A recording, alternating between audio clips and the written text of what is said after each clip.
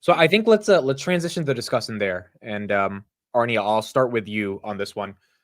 Valuation. Obviously, this is a really hot topic this month. Palantir is $250 billion in market cap. It is the 40th largest company in the United States of America. We are larger than Cisco, Alibaba, Samsung, Accenture, Toyota, IBM, Morgan Stanley, Merck, GE. I mean, it goes on and on. McDonald's, Disney. Like, we're up there in terms of valuation. I think everyone acknowledges that this is an extended valuation. Also, everyone acknowledges that we have no idea how what this is happening, but it is happening.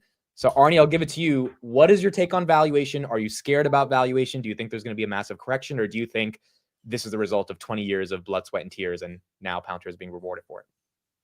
That's the question of a question. It's tough. It's tough because, as we mentioned previously, we are not talking about an utility, but an organic creature that actually grows very fast. And the more it grows, paradoxically, the more it can grow, thanks to the network effects. That is something that people tend to underestimate. And that is true in general, but I think it is very true for the big techs because Palantir is an emerging big tech.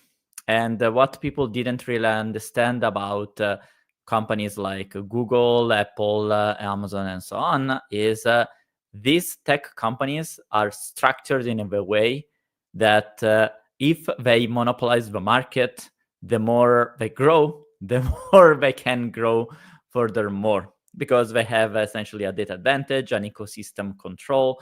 And that's what Palantir is seeking to do. They said, we have no pricing strategy, we capture the whole market. And that's essentially what they are supposed to do, what they can do, and what I think they will eventually do. And the fact that now the valuation is high, combined with also not only the expectations things are improving, but also stuff are really improving, is creating this feedback loop where Palantir is perceived as a leader. Therefore, it facilitates the adoption for new potential clients that maybe are still stuck to that old idea. Oh, Palantir, yeah, the controversial spy company backed by Peter Thiel, who backed Trump. It's like, no. Now we're not talking about that. Now we are talking about a pristine AI company which is growing way more than all the other industry comparable companies, printing a lot of money, which intrinsically means these guys pretend to build AI agents, which is the hottest thing in the market. And their results show that. Is the more they grow, the more they become efficient, and they are quite open into saying, well, essentially what we sell to our clients is actually what also we eat. A very different story from Salesforce. We will sell these AI agents. We could even rename the company to AI Salesforce, Agent Force, and then they need to hire 2,000 salespeople to sell this product. It's like, that's something not really matching up. I remember Amit really underscored this. And if you think of it, it's like there is no real better selling than showing that what you are doing is actually working. Now, a long trip to bring us to what really matters here in terms of valuation, because without this context, we can't really judge Palantir's numbers. Like, if I tell you, oh, this company is trading at more than 60 times revenues, like first reaction, like 99% of the bad value investors out there is like, this stuff is untouchable. Okay. But then you see, okay, but the EV free cash flow is around 150.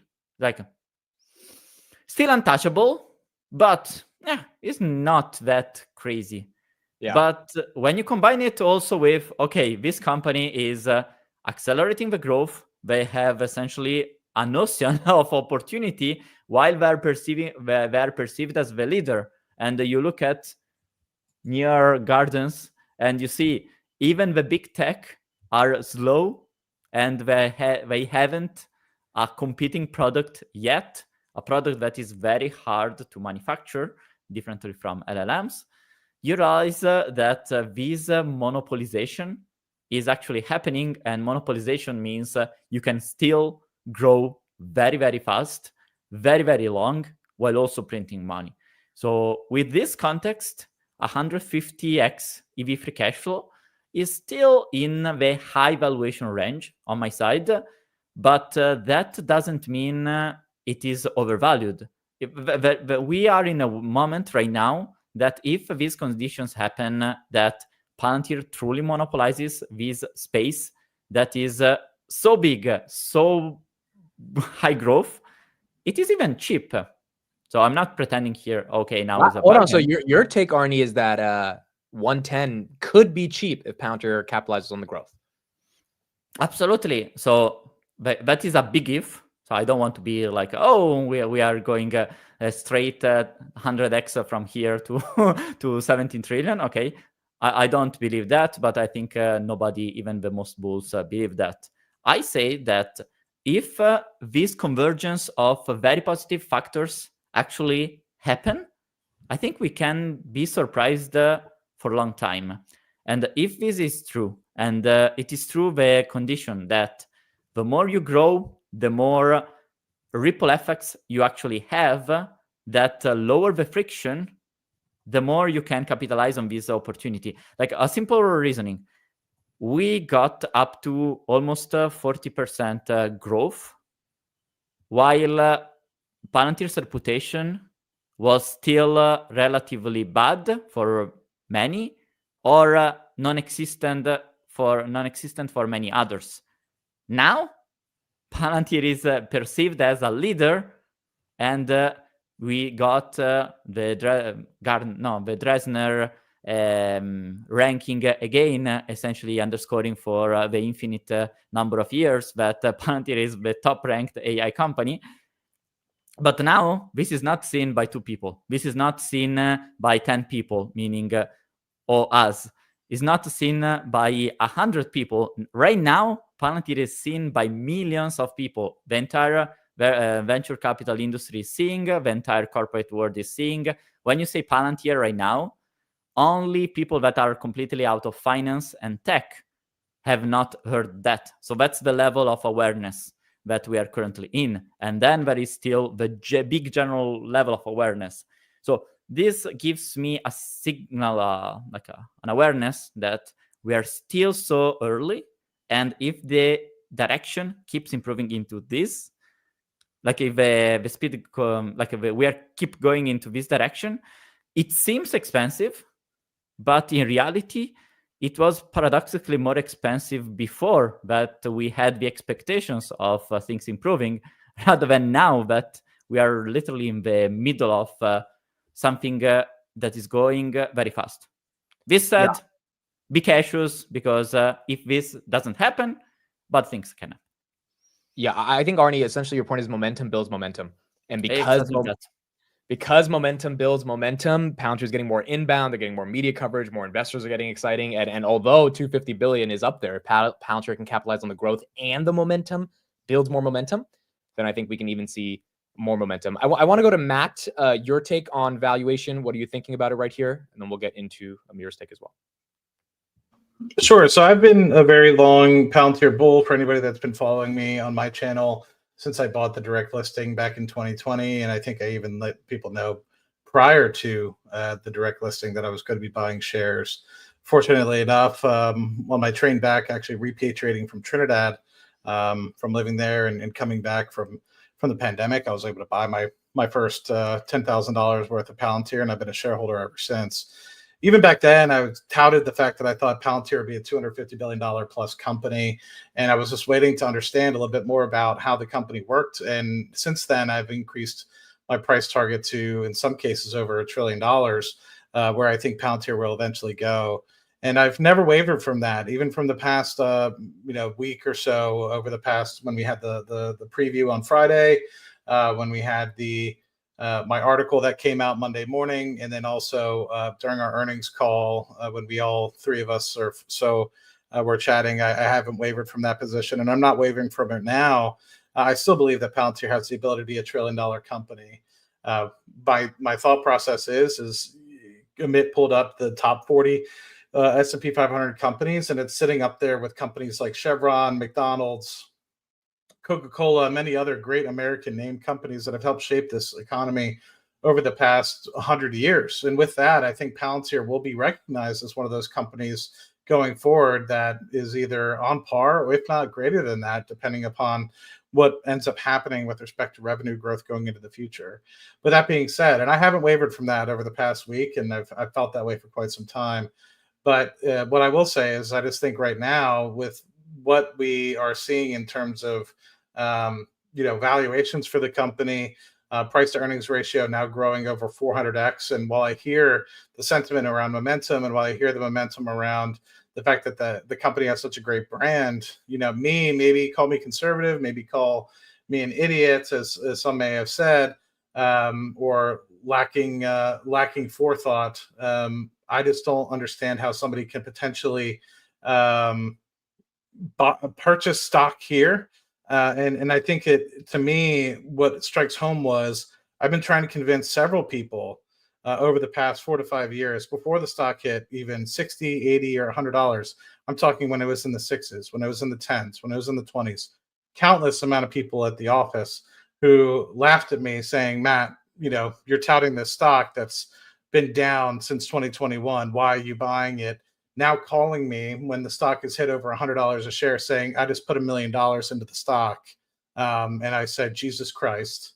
To me, after trying to convince people for many, many moons that was a company to invest in, they wait until it's 10x before getting involved. So I can kind of hear what Arnie is saying with respect to maybe it's early. Maybe the masses have truly woken up, and coupled with the institutional investors also striving to buy as many shares as they can, you now have the deep depths of all retail investors that didn't necessarily know about the stock and were waiting to buy in to finally buy in.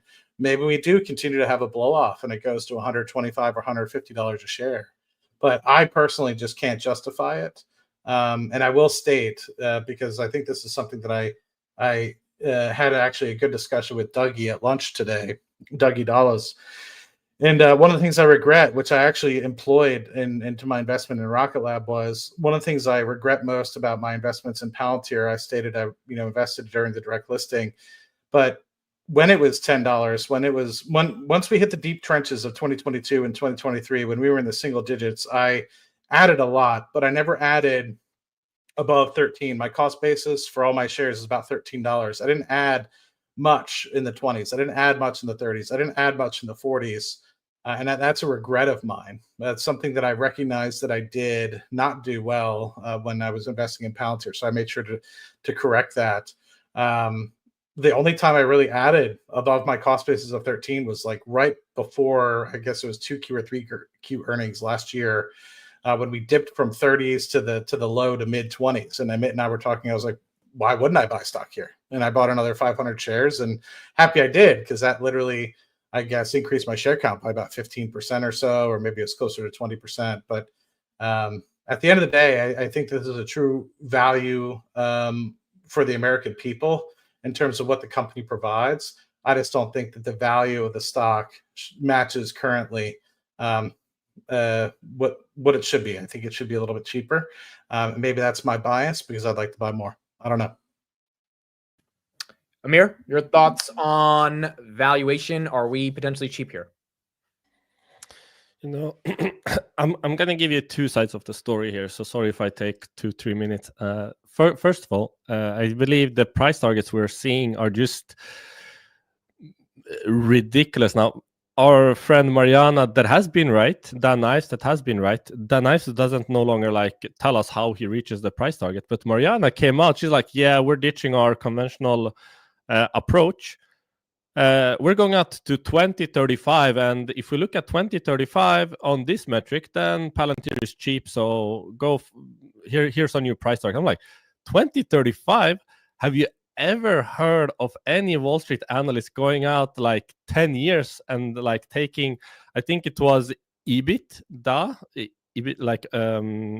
adjusted operating income, and yeah, we're basing it on this multiple. I can't even recall. And I'm like, what is going on? And but overall, I do agree with Arnie's analysis on how to look at it, especially Palantir's ability to scale with scale, because I think that's often overlooked and hard to conceptualize. But first, Arnie shared some price to sales, some EV sales. Let me just give you the fully updated numbers as of the close yesterday.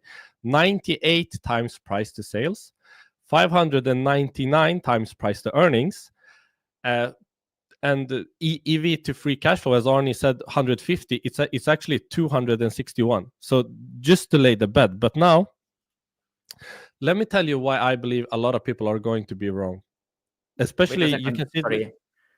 Yeah. You're talking about last 12 months numbers. Yeah. You're okay, looking I'm talking forward? about forward. Yeah, I figured I should have classified that. But just to set the bed that this is looking expensive, like no one can deny that. And even if you take the valuation approach, as we've been talking about on many weeklies now, where we do like this reverse DCF exercise, like, yeah, they need to grow to 100+ billion of revenue in 10 years. And it all seems like, yeah, how are they going to compound at 45% per year? Just sounds completely crazy. But I'm going to give you a scenario now that doesn't sound crazy. So forget where Palantir is trading now. Let me just ask you, is it reasonable to expect Palantir to grow at 30%? I think most investors, even people who hate Palantir, will agree, yeah, 30% for Palantir for 10 years, reasonable. Like they can achieve that. That's not too crazy. That is 39 billion in 2034. Nothing like outrageous, crazy. Like you can actually defend 30% growth rate. It's less than they're growing now, and it's scaling up. And now, let me tell you, Palantir is worth over $100 growing at 30%. And that might sound crazy. And it is, because the assumption we always have when we value Palantir is that free cash flow to the firm margins are somewhere like 30, 35. It's the base assumption we use in these reverse DCFs. Palantir for 2 quarters in a row has been almost at 60% free cash flow to the firm margins. And if I tell you, will Palantir's margins improve or get worse? Like, can you give me an argument why 60% is not sustainable for Palantir? Keep in mind, they are growing aggressively now. It's not like they are like slowing down growth, focusing on efficiencies. No, they're growing aggressively at more than 30%, and their margins are improving with it, like the free cash flow to the firm margin. So if I tell you, can Palantir grow at 30% for 10 years? Most people would say, yeah, sounds reasonable, nothing crazy. And if I tell you, well, if they just keep their margins they had for the last 2 quarters, they're actually worth over $100 per share, like fair value. And those assumptions aren't completely insane or crazy. That's actually quite reasonable. Now, just conceptualizing like 60% free cash flow to the firm margins, like, nah, that sounds way too high. I'm like, it sounds way too high. They've been doing it for 2 quarters. Why would that slow down? Are you seeing anything? Can you make an argument why their margins would get worse? I can't. Like, super extremely capital light, reinvestment needs are super like low, and operating efficiencies are just going up. Why would the margin slow down? So as long as you make that argument, Palantir is actually worth over $100 per share. Now, let me just put a caveat there. My actual new fair value for Palantir is $66.50, like the way I project it personally. But you can make an argument that they can actually keep 60% margins. And if that's the case, they don't need to grow super crazy 40, 50% compounded, just 30%. If they just keep today's margin, like today, as of the past 2 quarters, if they keep that and grow at 30%, they're worth over $100 per share. It's not that crazy as one might believe initially. So I'm not like, delusional saying that if you just look at the 2 core arguments. But yeah, as I mentioned, in my own personal intrinsic valuation for the business now, it's 66.5 roughly. But you can also make the argument for $100 pretty easily, like without sounding like completely insane. You can make the argument for $100 per share as well. So it's not that absurd as people might think. And even, okay, forget 60% margins. The issue people have with Palantir is that they can't really conceptualize.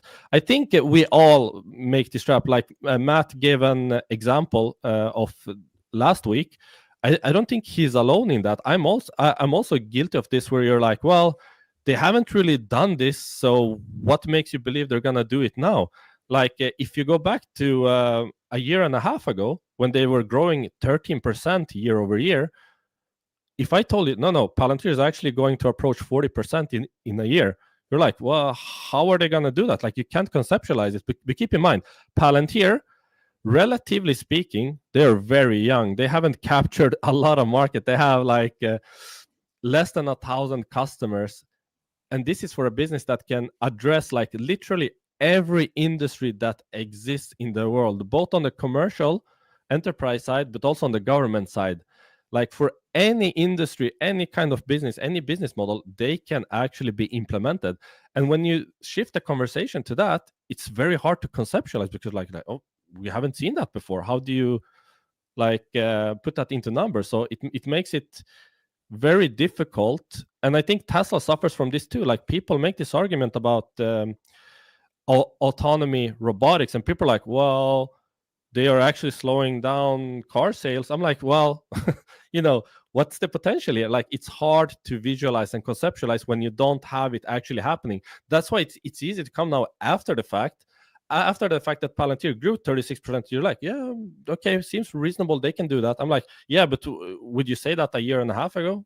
Probably not. So I think we still need to understand Palantir deeper. Like, even though we've tracked this company, we talk about it every week, I still think there's a lot of unknowns, a lot of things we don't understand. So I personally try to leave a lot of room for error. Like, I will add more risk to my valuations to account for that. Like, I don't understand everything about this business, and I can't really know what it's going to look like in 10 years when they capture like larger parts of the TAM, especially as Arnie mentioned, like this company grows faster from growth.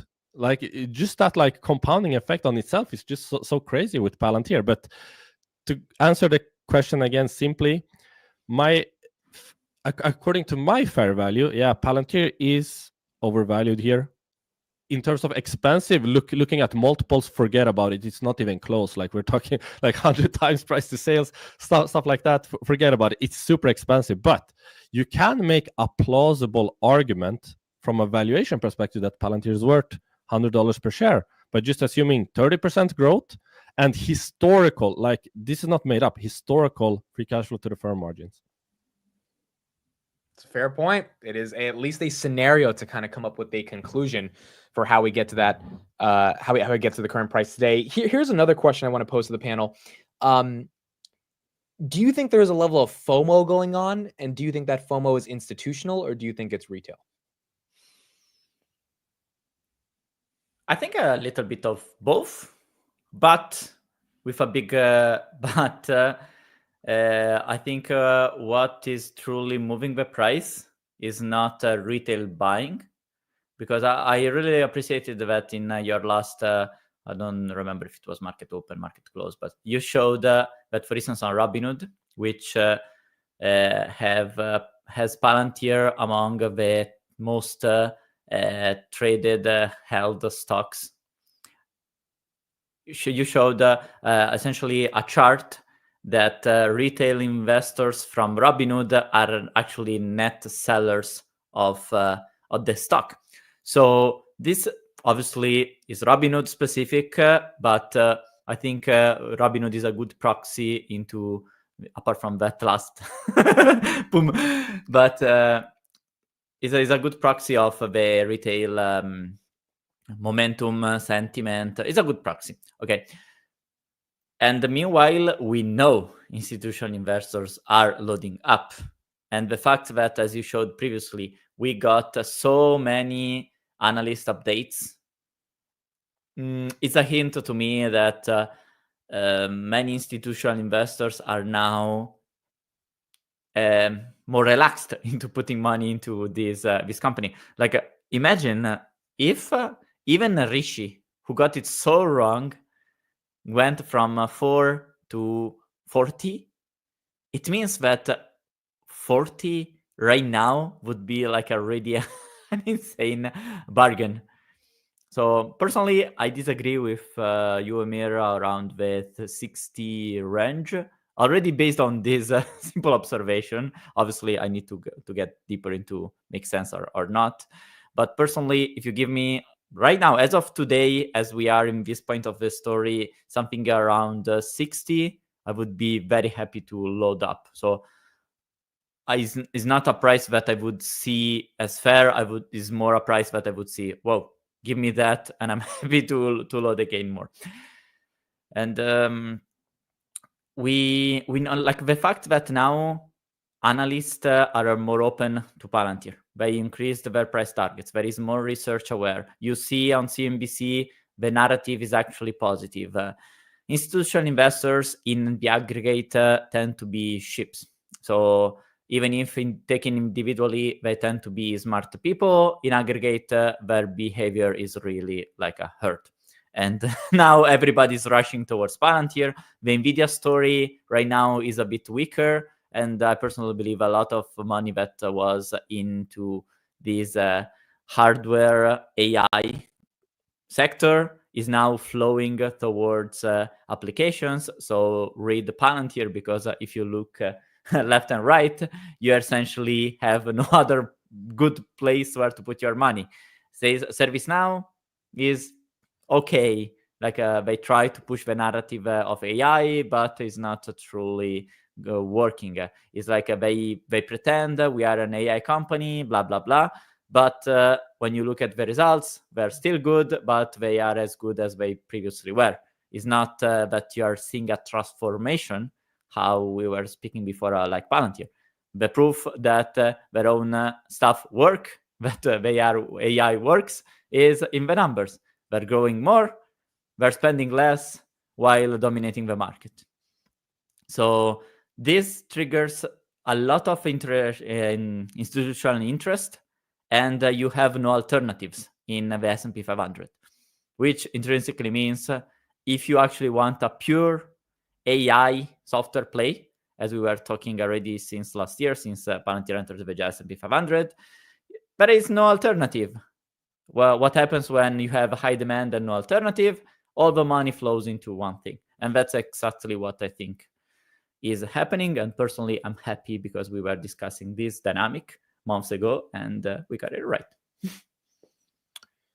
I would agree. 2 super chats right here. Let me read them here. Rob, thank you for the $10 super chat. Amir, you killed it last time when you said we were in chapter 4 of a 40-chapter book, because Palantir is young in terms of growth. I would agree. That was a great analogy. And then Rob, thank you again. Very, very generous $200 super chat. Admit, last year I gifted you when I became a millionaire. This year I'm now a multimillionaire.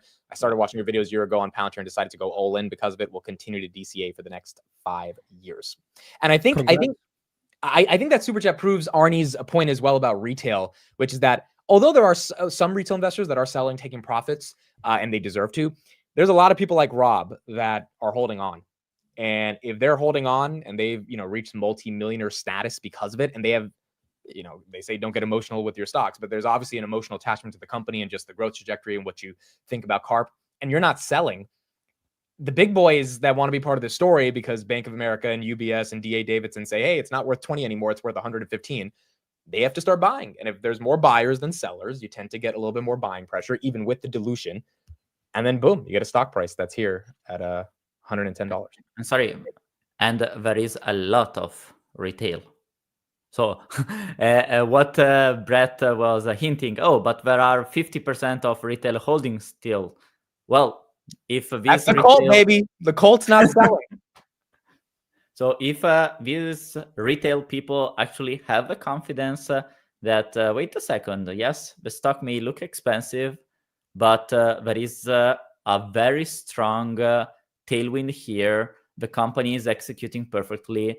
Personally, I've never seen the company so aligned, so motivated, so happy to be there, while potentially like they could go or retire up to now. Like think of it, all the management, they don't really need to keep grinding their ass off. They could be on taking the sun all day, but they are there for the mission. So if retail, this 50% is actually convinced, okay, I can take some profits to secure my financial position, but I'm happy to be invested here. You have a lot of buying pressure on one side, and on the other side, you have a supply that is not really willing to become the supply for these guys. So in order to make these other guys sell, they need to require a very, very high price. And another good point about this is someone like Rob, I would imagine if Palantir did have a dramatic decline, he probably feels like he doesn't have enough shares, like all of us do now. Now that we've seen the growth, right? Once you've seen the growth, now it's like, okay, if you get a dip opportunity, you want to get back in and increase your position. So a lot of retail that I've spoken to, A, is not selling. B, if there's a dip, a lot of them are like, dude, I don't care. I'm happy to get more shares at this point, right? We kind of know it's extended. And if it comes down, I am totally fine holding on to my position. And that's what happens when you create a real cult investor base that actually gives a shit about you. You know, there's not GameStop, AMC, where it's just like nonsense. It's something real. And because of that, it's going to be really hard for the big boys to get this as cheap as they want to get it. Chad right here says the waiter at lunch yesterday was a shareholder since $20. Wow. I mean, Chad met someone at lunch yesterday who told him, hey, I'm a shareholder at Palantir. You probably saw a Palantir logo on Chad's shirt or something. And because Chad works at Palantir, for those that don't know, and he's a shareholder since 20. I mean, the fact that a waiter can come up to you at lunch and say, "Oh, do you work at Palantir? I've been buying it since $20." Insane. And I think that's only going to compound more and more as Karp has his book go on tour. Right, he's probably going to go on a book tour and start talking even more about the Palantir thesis. And guys, let's be honest. How often have you wore the Palantir merch and someone stopped you around? Like so far, it hasn't happened to me yet, but the moment it will start happening, it means that we are like at a very high level of awareness. If that happens here in Italy, imagine when it will happen multiple times. We know that, okay, now Palantir is a global phenomenon. It's still early. Most of the time when I wear it to the office, people ask why I'm still working here. They're like, you still work here? Like, because I moved teams. So I used to work in the Gulf of America assets in UDOC, and now I work more global, all to say. And so with that, I sit on more of like a financial floor. So it's a little bit different of a crowd than I was used to. And so I'll wear the hats, and then I'll see people like getting coffee or going to lunch, or like, "Oh, you quit? Like, you know, why are you still here?" But it's about the long term, right? It's about investing in things that you believe in. And, you know, if it was really just about getting to a couple $1 million, I don't think a lot of us would be here, right? I think a lot of us believe in investing in great companies that are going to benefit the future of America. And, you know, it's going to be interesting to see where it goes from here, especially knowing that now a lot of people are really focusing on putting America first, it seems like, again, which will be nice to see how that kind of goes. And, yeah, really cool to see Palantir amongst some of the greatest companies that we've seen in the American economy, and really looking forward to see what they do next. I forgot why I shared. What was the question? The question was, do you think there's institutional FOMO? But you can talk about something else too, if you want. Yeah, no, yeah, sure. So if it's retail, you know what? This is like not a criticism. I think it's just like reflects reality. As you shown on the Robinhood app, I don't believe it's so much retail being FOMO here. You can share that. I will, like, you can bring it up. So I believe that most retail are heavily influenced by content creators. And the reason I say this, I made this like YouTube series where I review portfolios. And after like 20, 30 portfolios in, I'm like, this is all the same portfolio. It's like Jeremy Financial Education's portfolio, like duplicated 10 times, or you will see whatever Amit is talking about duplicated like 10 times. So believe it or not, like this reflects reality that a lot of retail just echo whatever their favorite content creator is doing. And that might be like positive or not so positive, I'm not sure. But the reality is that the Robinhood app shows it, and most content creators now, even Palantir bulls, they are not really saying that, oh, this is such an opportunity now. But still, the price keeps going up, even though retail is like net outflow. So the reason I think it's mainly institution is, one, this is the revision of consensus estimates from Wall Street in at the change of 1 quarter. Now, keep in mind, after 2027, this is all just one analyst, but that doesn't matter in this context, because what people do on an institutional level, they will load up their like Bloomberg terminals, their Capital IQ, their whatever it is, FactSet, and they will look at estimates. They won't really care how many analysts there are. And they will see like, oh, 40 billion in 10 years. I actually, just for reference, that 40 billion is more than I have Palantir doing in 2034. So suddenly, Palantir is a lot more bullish than me going out to 2034. But you can see that a lot is changing like exponentially. And when people see that, it tells this narrative that, oh my God, people, stuff are accelerating here. So I truly believe that Palantir felt that they missed out. Sorry, did I say Palantir? Institutionals felt that they have missed out. They see this crazy growth, these new crazy estimates that are like more than double what they used to be in their terminals and stuff like that. And I think there's just a lot of hype around the name. So I don't believe it's retail. I haven't seen anyone actively try to like make a case for Palantir at $100, like among the content creators.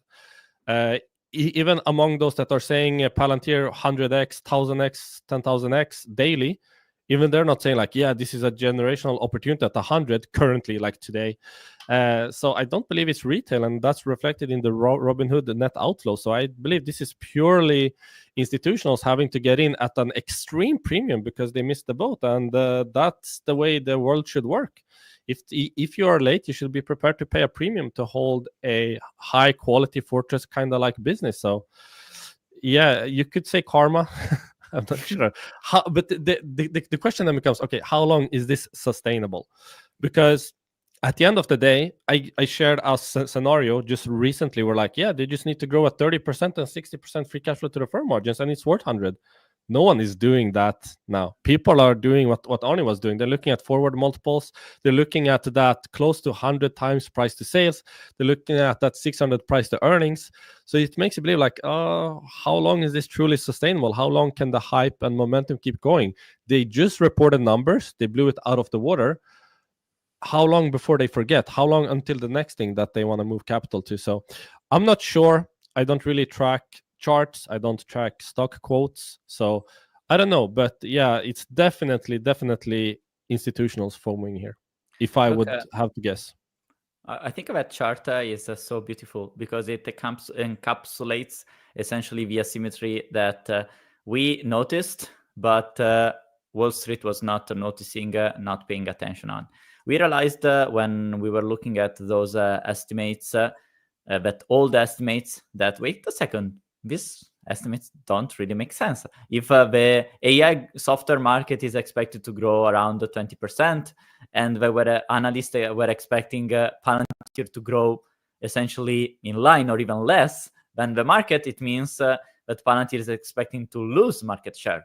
While all the points that we are seeing from being obsessive on the company point towards Palantir getting ground. So that was the premise that made us see something that institutional investors were not paying, because institutional investors, not all of them, fortunately, I would say the smart ones, they like only the smart ones are actually learning to appreciate also us. But the traditional finance guy is the one that until something goes on Bloomberg is not true. Until something is said by an analyst is not true. It means that they don't really have the analysis skill to digest what is real, what is not, what is the skill, where is not. So this brings us to the dynamic where many institutional investors are allowed to deploy money only when there are some analysts that agree on that.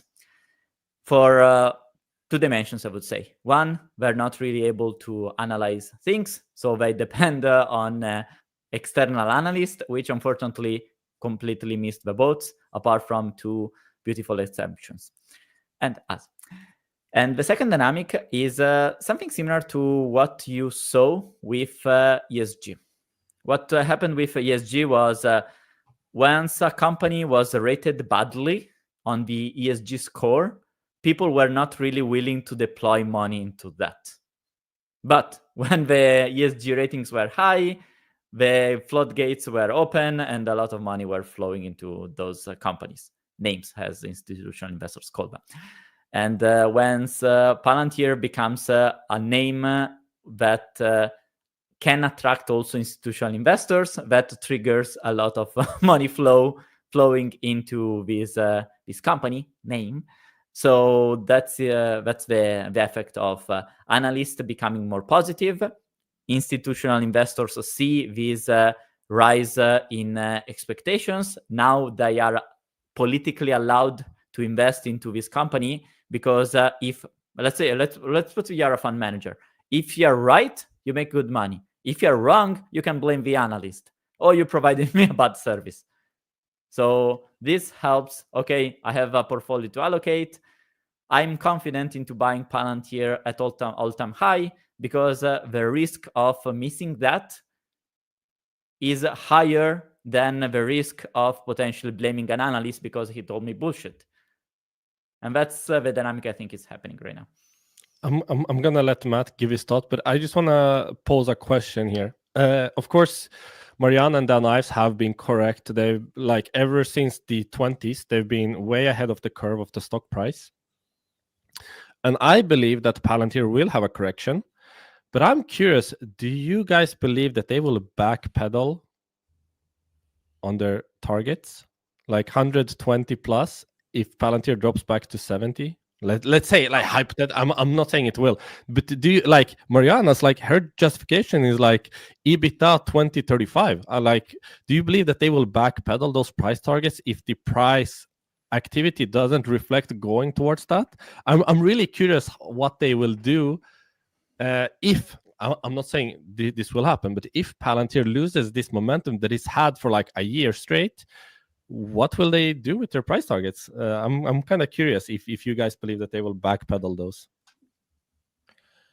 I don't think they would. I think they'd probably be happy, because then they wouldn't have to raise it to 150 then as soon as it keeps running. They think it would give it a little bit of time to grow into it. So I think most of the analysts are going to keep their price targets. Unless Palantir messes up a future earnings, we would see downgrades. If we don't see Palantir messing it up, but we see a general market correction or maybe even a Palantir correction, then I think they're probably going to be fine with that, because they expect it to grow into it over time. One thing on the institutional argument is that I definitely don't think this is GameStop. I know a lot of people have been saying that they think it's GameStop. GameStop was retail trying to prove something to hedge funds that were net short GameStop, like short by like over 100%, right? Like some ridiculous, they were shorting on margin. It was just crazy what was happening. This is not happening with Palantir. Palantir is less than 5% short. Retail loves Palantir, but retail is not trying to stick it to the hedge funds. We're just trying to, believe in Karp and his mission. And so from that perspective, I do think it's more institutional FOMO than not, given retail doesn't have this like motive to keep buying Palantir to squeeze the shorts, because that's not happening. Matt, do you think there is institutional FOMO going on, or more retail FOMO at these prices? I think so. Yeah, I think it's mostly been retail, and then coupling that with, there are a few folks that are struggling in. Like I noted that person that I've been trying to chat about for many, many moons, over a year, probably close to 2 years. But they finally said, I'm selling this individual stock to buy into Palantir, and I'm like, I literally have been telling you about this company forever, and now you want to get in. You could have made 10x your money since I started telling you about it. But I think what it is there's a lot of demand, a lot of heat coming into the stock. I think before it was very irregular in terms of seeing over $20 million 20 million shares of volume. And now we're seeing upwards of 90 or 100 on a pretty regular basis. And so with that, it just goes to show you that there's a lot of shares trading hands on a regular basis. It's almost 4% of the float on a daily basis, where people are trying to, convince or entice others that are holding the stock to sell. And I think that there's just not enough supply. And so with that, they have to raise the price and go higher to entice somebody to say, you know what, $110 is finally where I'm going to sell. I've made 10x my money. I'm ready to let it go. And I'm sure that there's some people out there, but that are retail that are getting in. But I think it's more along the lines of the institutions. I'm very curious to see, once we get to a 70% or so institutional ownership, if the stock settles down a little bit and maybe consolidates. That I don't know. I've never really done any back-end analytics, and I'm sure Arnie and Amir, who are much better about that sort of stuff than I am. I'm just a fucking guy in an office somewhere in Houston. I don't really know anything about anything. These guys are the ones that are smart. So I'm sure within a couple months, they'll be able to tell us, like, very much how Arnie did a really good job kind of explaining, once we enter the S&P 500, what kind of expectations we might be able to anticipate. I'm sure he's got some research that shows once you get to a certain level institutional ownership, it kind of levels off, right? And I'm curious what ends up getting us there, right? Last I checked, we were at 50-odd%, but most companies that are specifically this high within the S&P 500 I see are probably anywhere between 70 to 80% institutional ownership. So once we get to that point, will it kind of settle down? I don't have the answer, but that's just initially my thoughts. I'd like to show you this peculiar chart showing how the analyst expectations in aggregate, what is here the violet line, objective de course. I don't know why it became in French, but you can see that as long as the growth estimates are positive or improving, analysts can sustain or increase the stock price. What happened in 2022 was the growth was slowing down, bringing also the valuations down, combined also with higher interest rates, which increased the discount rate and so on. But that was the key dynamic.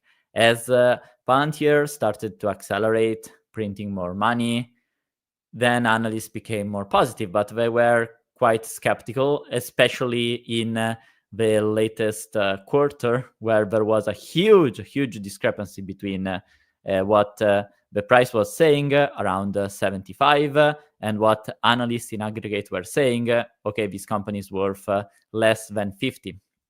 But look at now, like now you see the analyst being super happy to raise in aggregate the stock price already in the 80s, which is like saying, okay, we think in aggregate Palantir is worth at least this $80. The dynamic changed completely, and I think since analysts don't talk to retail, their clients are not retail, their clients are institutional money, so hedge funds, big funds, and so on, that want research, want confidence into one company so that they can execute the trade with the bank.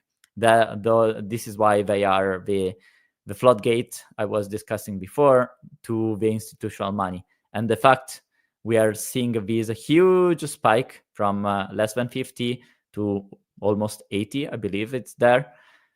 That's to me the signal, okay, institutional money is loading up here. All right. There we go. That is it for the Palantir Q4 2024 earnings recap. It has been an incredible week. Again, congrats to everyone who's been on this journey for a long time. Congrats to everyone on the gains. Life-changing amounts of money this week because of CARP and the company's execution. And it's been a fun ride, which might be just beginning, quite frankly. It really might just be just beginning right now. We've only just begun. There's this great to CEO that has, live. Sorry. I personally didn't expect this $100 could for real be a starting Dude, point. we were planning Vegas for 100. We were gonna like actually set something up, and then within, I don't know what, 30 minutes after the earnings call, triple digits, and it hasn't. Literally, like what was expected to be the goal now feels like, okay, that's the start. you know, Amit has promised a trip to Europe 2025. Now he can definitely afford it after hitting $100. So see you soon, Amit. And as for just beginning. Perhaps there's this great CEO that has been saying that for a couple of quarters now, that this is just the beginning. So I don't know. He has been pretty correct. Also, we kind of missed it, but if you want to show that clip, I think Arnie posted a very short shorts. Yeah. If you just want to play that as an outro, the CNBC clip that we were talking about in the beginning. But yeah, it might I truly believe it's just the beginning.